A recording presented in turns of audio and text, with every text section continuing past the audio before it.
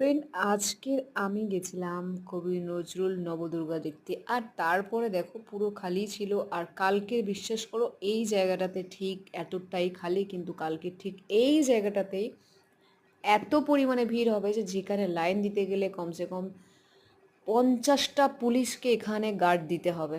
তো এই জিনিসটা প্রত্যেক বছর আমি দেখে আসছি। তো এইবারে আমি কি করেছি, আর বোকামি করলাম না, তাই আমি ভিড় ভাট্টার মধ্যে না গিয়ে আজকে আমি সুযোগে দেখে নিলাম আর তোমাদেরকে দেখাবো। সত্যি খুব সুন্দর হয়েছে, খুব সুন্দর মানে খুব সুন্দর। প্রত্যেক বছর এই জায়গাটায় মানে এই ঠাকুর দেখার জন্য প্রত্যেকবারে ঠেলা ঠেলি, মার ধো, ঝগড়া ঝামেলা প্রত্যেক বছর।